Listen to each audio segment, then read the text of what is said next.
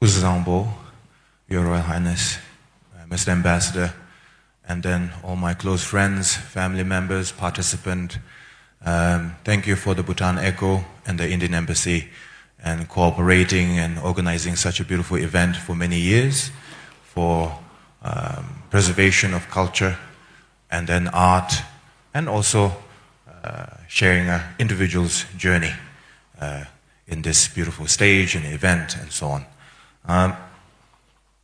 So, Kuzangbo everyone, my name is Kalu Rinpoche.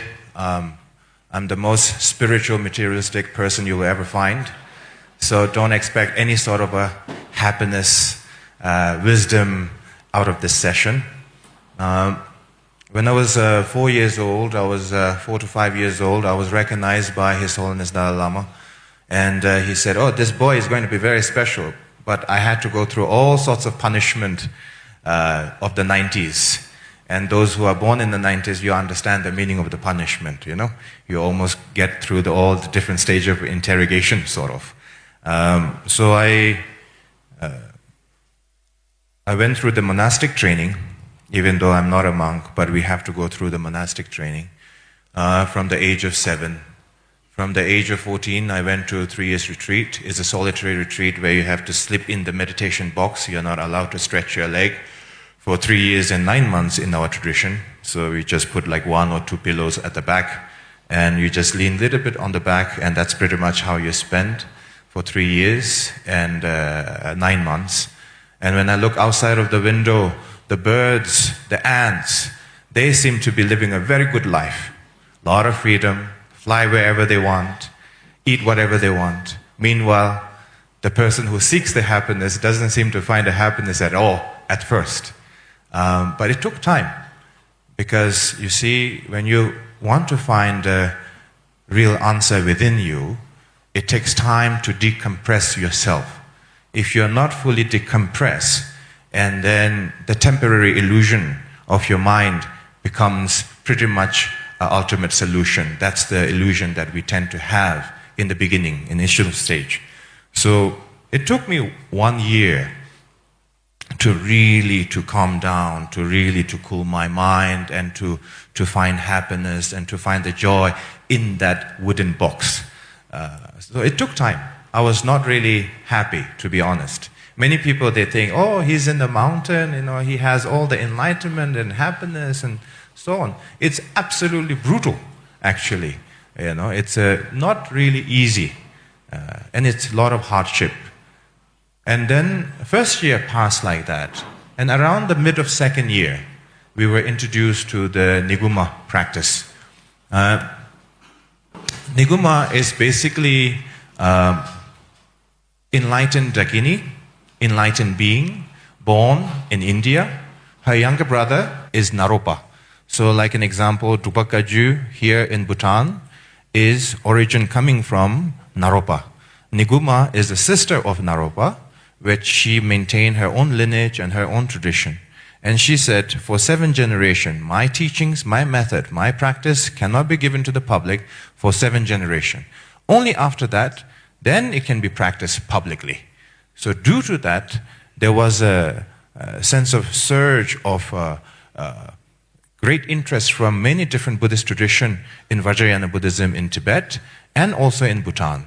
Like an example, all of you very familiar with Tangtong Gyalpo. So the Tangtong Gyalpo is our Nyingma lineage holder. You know, he was traveling around Tibet, but gradually also in Bhutan, and the family descendant, and temples and stupas and so on. So Tangtong Gyalpo, many of his teachings we practice in the Nyingma's tradition. So just so you have that clear understanding. So now going back to the retreat story, myself, with the sense of gradual decompression, and the mind, the way it works is that when you're gradually decompressed, and then when the mind has nowhere to turn, it lands back to where the curiosity started, where the unhappiness started, you know. So the mind comes back to where it flew at the first place. It's like a bird, you know, when you release a bird while you're in the ship, and then the bird flies around and the bird doesn't find the island, it lands back to the ship. So the mind is like that. So the curiosity, unhappiness, desire, all of that goes around and round and round. At the end, you come to the conclusion that there's nowhere to find anything else but inwardly. But that inwardly requires consistent of practice, not a motivational speech, not an excitement, but rather steady, slow pace, consistent, in a very protected environment. If you don't have that, to be honest, there will be no progress. Better than nothing sort of progress, but there will be no ultimate progress. That's my understanding. And then, so therefore, around the second year of the retreat, we were introduced this Nyingma yoga.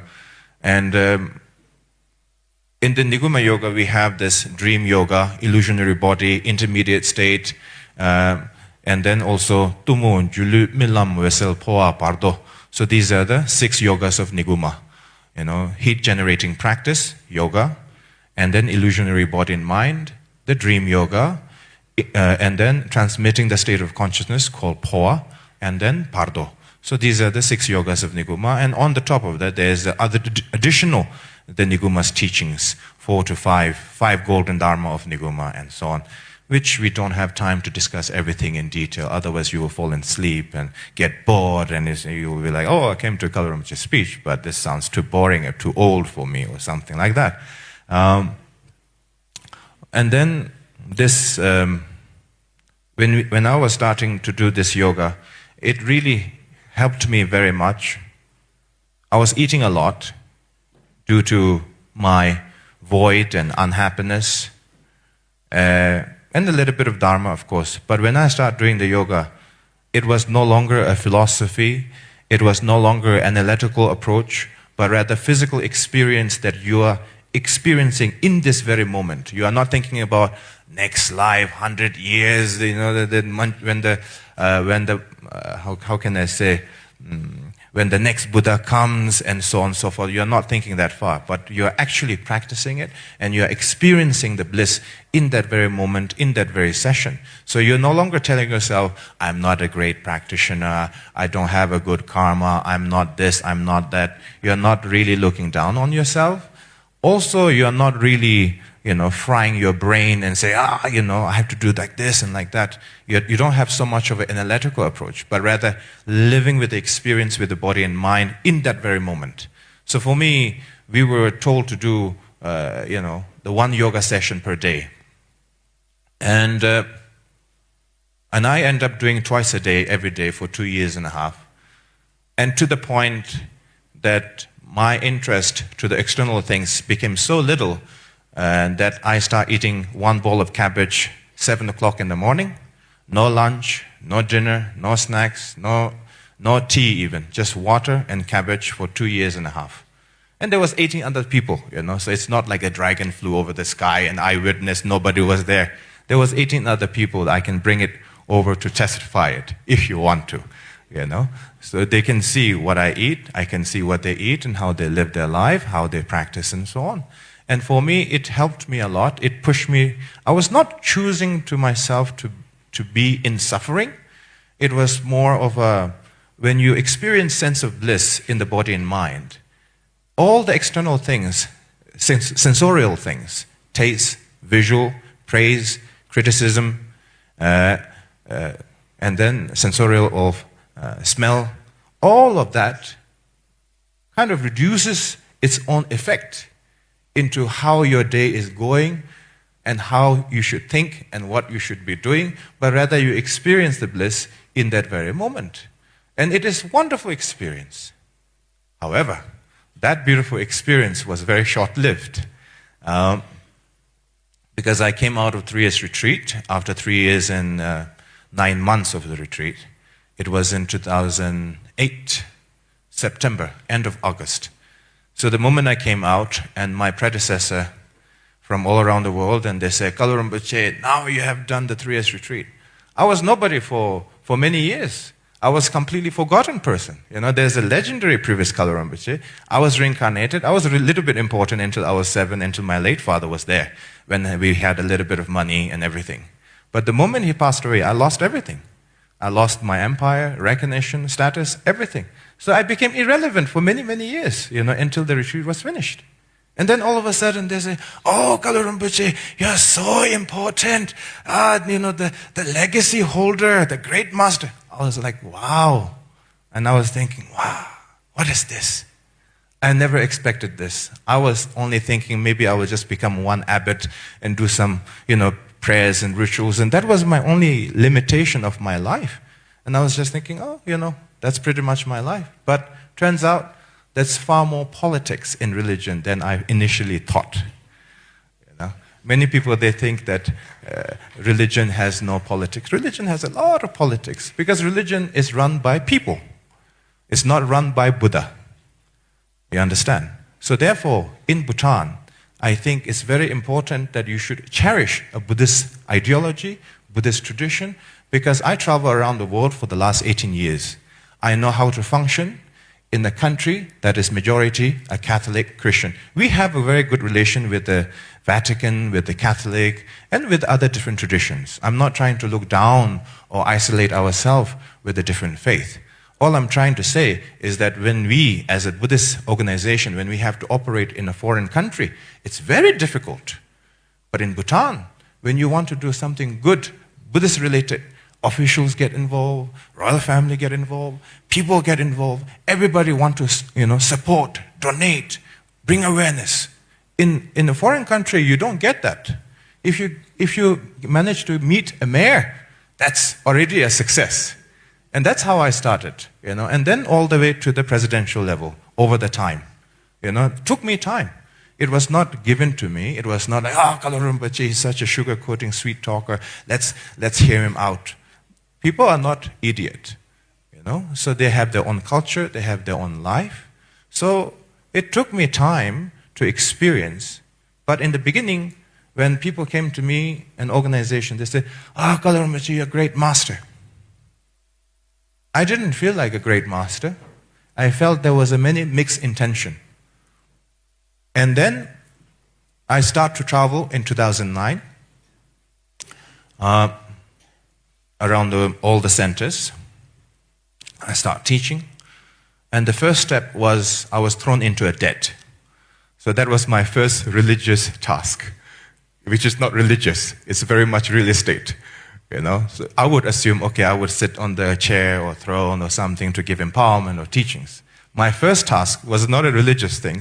It was how to solve a sexual scandal in abusive management, how to solve the mismanagement of financial structure where the centers are going into debt, and you have to intervene.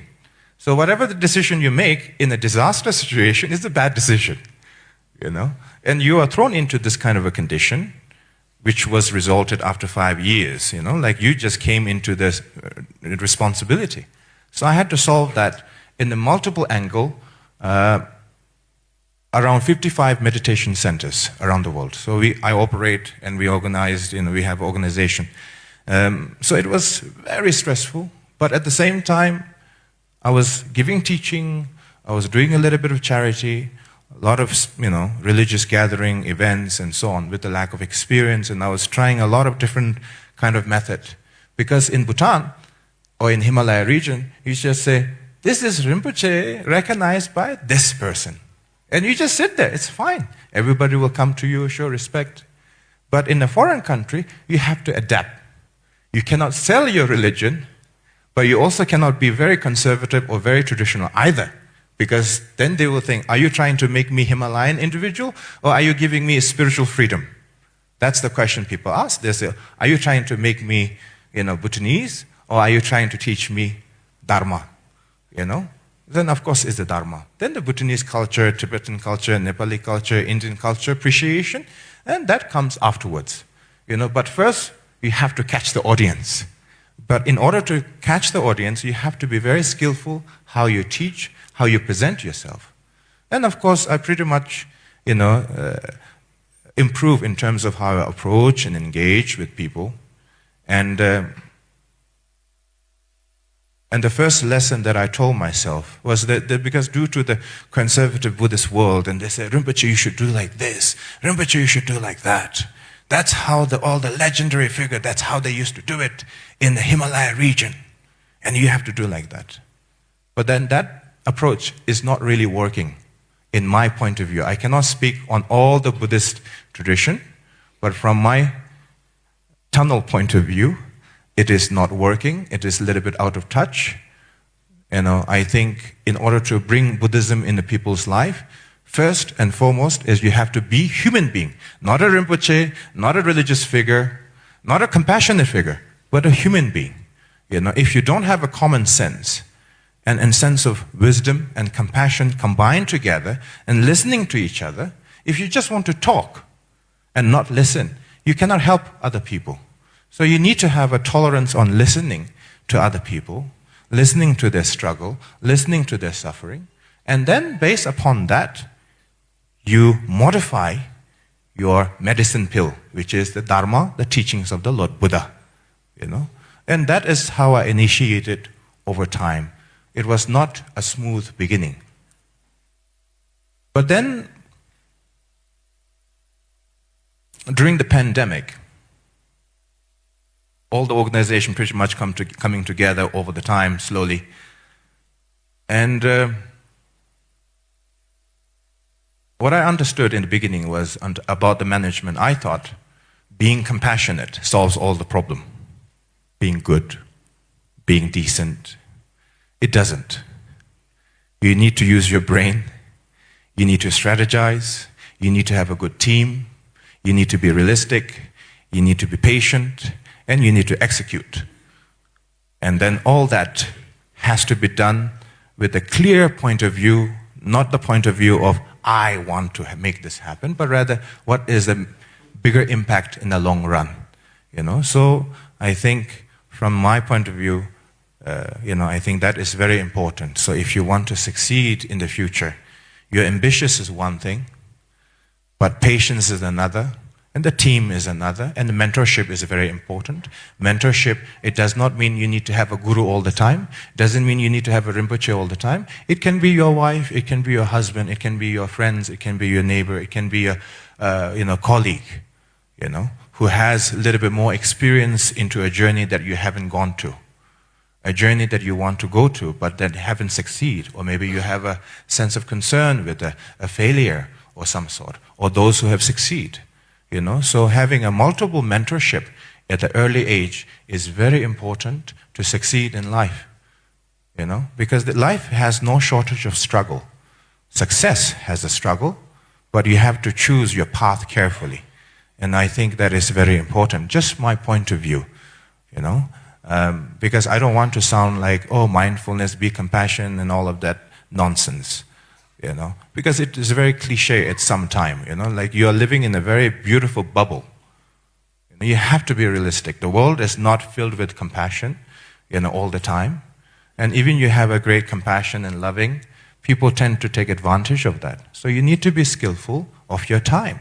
You need to be skillful with your compassion, with your method, with your approach. And I think that is very important. And then now coming down to the book. So during the pandemic, I was kind of happy in a way that I don't have to travel anymore. And then I said to myself, I remember the bliss, what I used to have when I was in the retreat. I miss that. I miss that so much. And I had a small apartment, a temporary apartment. Now I start doing a yoga, but I cannot do the hard landing because the neighbor will complain. So I start doing a very soft gesture of the yoga without a hard landing, and I start crying. I start having tears in my eyes, and I said, I remember how beautiful, blissful experience I had when I was in the retreat. All this distraction, I paid this price. I paid the price of my bliss.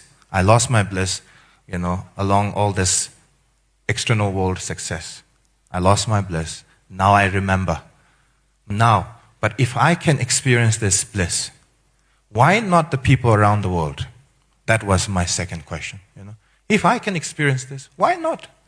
I was not born as a Guru Rinpoche out of the lotus. I was born and probably gave a lot of headache to my mother, kicking while I was in the womb, and then having a lot of milk, being a fat baby, not like a Guru Rinpoche. Guru Rinpoche came out of the lotus, no parents' headache, no kindergarten, no school, no college fee, nothing. Just came and roamed around Tibet and came back to Bhutan and India.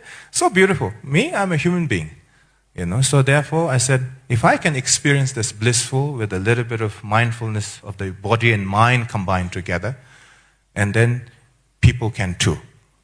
So then I start consulting with other scholars, meditators, and then I modified a little bit.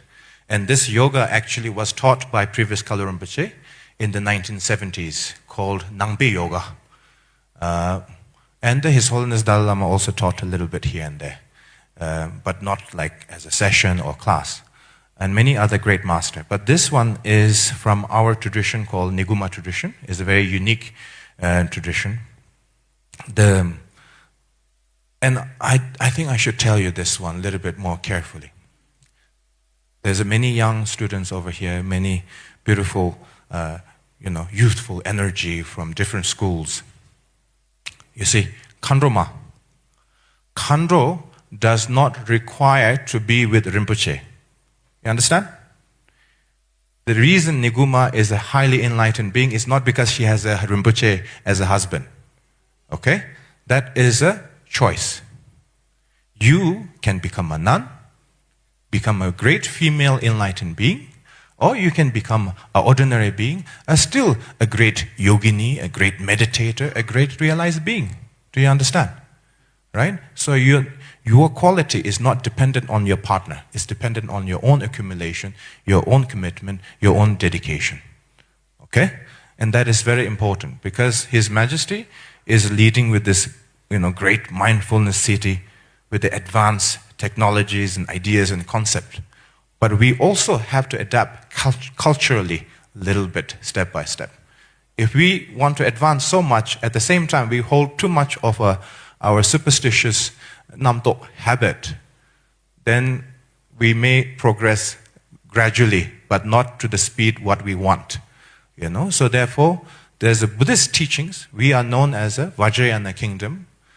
So we are known as a Buddhist kingdom, Buddhist country. And I think it is very important for all of us to understand that Buddhism means logic, reason, analytical approach, and wisdom and compassion. It is not a blind faith religion. Even in the time of the Buddha, there's many other religions. The reason the Buddhism became popular is logic, reason, and no blind faith. You understand? Your faith is in your hand, and that is something you must keep in your mind. There is no Buddha or Bodhisattva who is predicting your future and making a soup for you.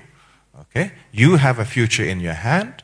You have to choose your struggle and your path carefully. You need to be patient, you need to be skillful, and you need to learn how to adapt fast in a certain scenario. Nothing will be given to you in life.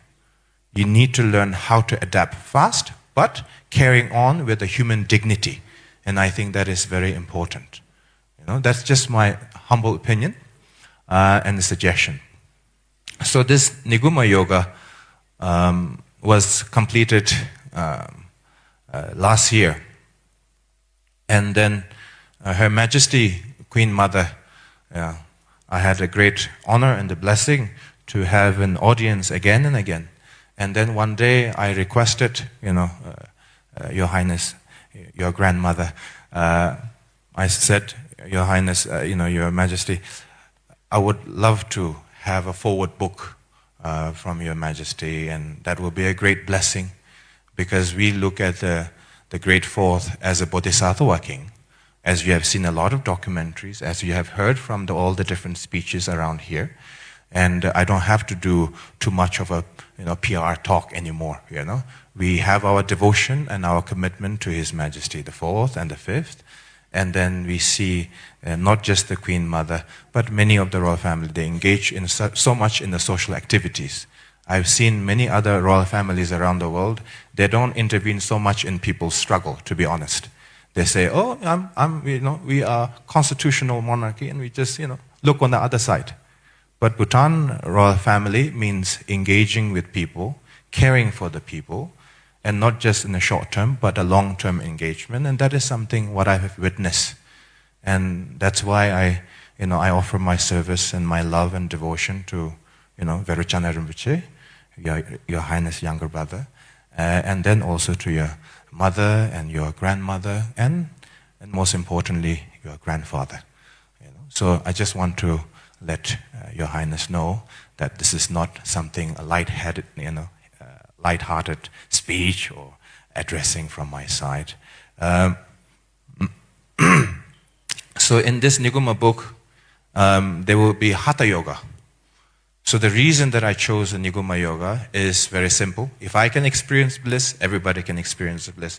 And due to the Hatha Yoga popularity around the world, that is pretty much the risk management, right? It has been very successful around the world, a lot of pop culture. So I said, we need to capitalize from the Buddhist perspective, to look after the body and the mind synchronizing together. So therefore, I start doing a yoga practice more. Actually, to be honest, I just want to tell you that when I was doing a yoga in Berlin, I did probably around 1,000 times. So per session, it takes 40 minutes. So I did 1,000 session, 1,200 session. That is equivalent to 2 or 3 times of 3 years retreat.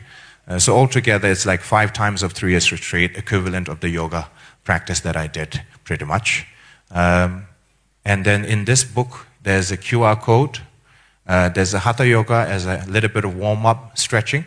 And then the Nyingma Yoga as an initial, as a primary yoga practice, and so on. My time is over.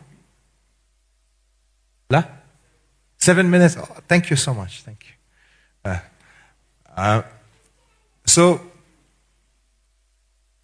this is a book that I want to offer for free for participant. However, it has to be based on the lottery so that so everybody feels fair. But all the supply for Bhutan, for the Nyingma Yoga, this book is published by Wisdom Publication. They are the biggest Buddhist book publisher in America. And any book that you may wish to have, it will be free for Bhutan and Bhutanese citizen. Okay? So the foreigner have to pay foreign tax. For Bhutanese, it will be free throughout, it will be offering to all the different institutions. And for the public, you just need to register and you just need to be patient a little bit. Okay? And that's all from my side. And I want to say thank you for the organizer, for the Bhutan Echo, for the Indian Embassy, and most importantly, Your Royal Highness for being here. And then I would like to request Your Royal Highness if I could have your blessings to launch the book together. Yes. Thank you.